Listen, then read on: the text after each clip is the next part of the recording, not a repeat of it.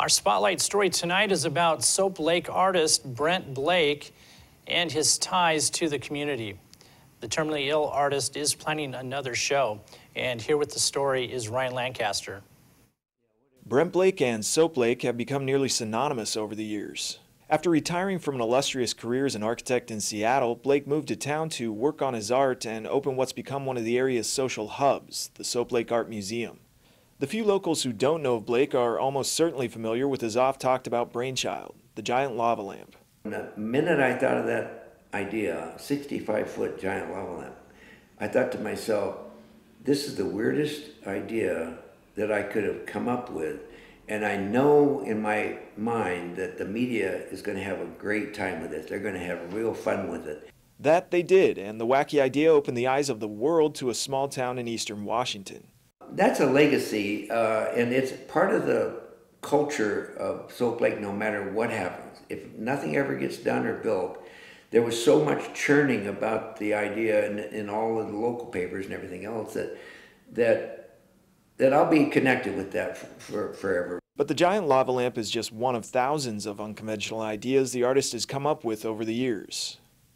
Many of Blake's sketches and other memorabilia were on display at a party held in his honor in November. Brent's one of the most talented people I've ever known in my life. I mean, there's nothing the guy can't do.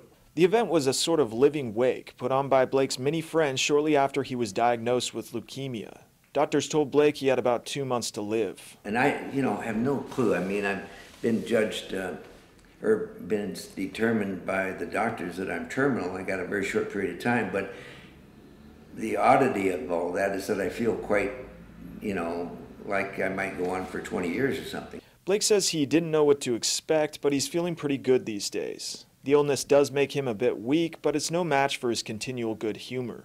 And everybody says I look good, and that's because they're expecting me to look bad, I guess. So. Blake turns 70 in July, although he says he feels a few decades younger than that. I've always been 30 years old, up here, see. And then as I got older, on my 70th birthday, I thought to myself, I'm not sure I'm 30 anymore. I mean, I might be 37 or something, but I'm not 30 anymore.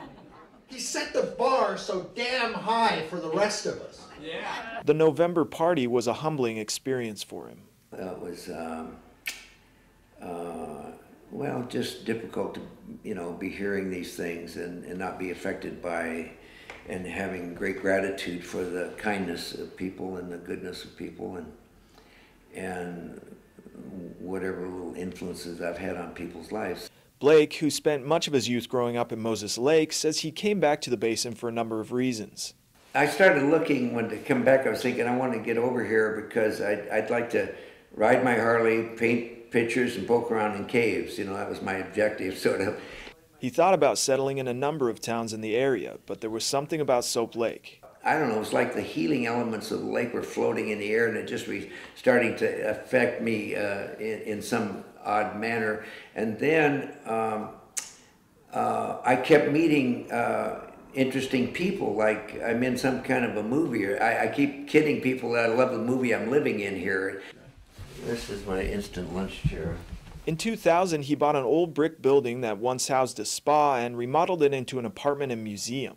There, he's hosted an uninterrupted stream of art events. And then it became an ideal circumstance. I was living in a cool Seattle condo upstairs, and then I had a gallery space that I could display my own art or other people's art. He's hosting another party on Saturday, February 2nd from 7 to 11 p.m. at the Soap Lake Art Museum. The event will feature live music and Blake's own work. Blake says everyone's invited. Here in Soap Lake, there's people from every strata of life and every circumstance, and I've tried to be a friend to all of them and to be kind and good to everybody.